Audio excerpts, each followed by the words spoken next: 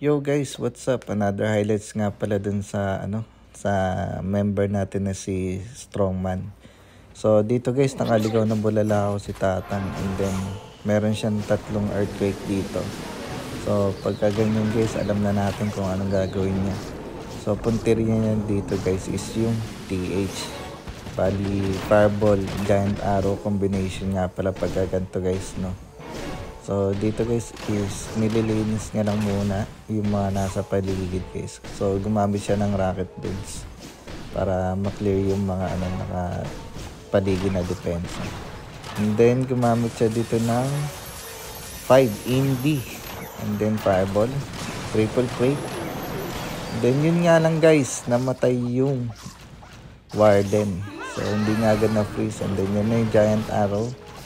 So sa pool yun naman yung TH. So ito lang guys, talagang pagka na-deploy natin yung yung Fireball, and then nakuha natin yung gusto nating value, lalo na yung ganun guys na natamaan yung isang buong core, tapos nadamay pa yung yung TH. So may chance pa rin naman guys na ma-3-star talaga yung atake. So itong Strongman guys, number 1 sa amin to, and then ang inatake niya rin is yung number 1 ng kalaban.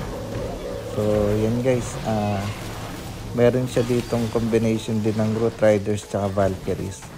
So mabilis nga lang nauubos guys yung troops niya, nabugbog din agad dahil na traffic din yung BK tsaka Queen dun sa may sa may perimeter, yung dun sa may labas. So yung RC naka-hug pocket naman siya dito. Ayan. So medyo pumalag-palag pa sa loob. So yan, nagsabunutan sila nung yung bot na hero doon sa loob. So yun yung King and Queen nagdora sa labas guys. So meron pa naman ditong BK ability na naka-standby. So ang gamit niya nga pala dito guys is yung Earthquake tsaka yung Spikeable para kay King. And then ang kasama na lang ng King is yung P.E.K.K.A. and then yung Queen. So dito guys sa back end, so 3 na lang yung natitirang depensa. Pero 3 makirot din yan, no. So naka supercharge siya na na yung rapid cannon, and then yung ricochet cannon, and then yung multi archer.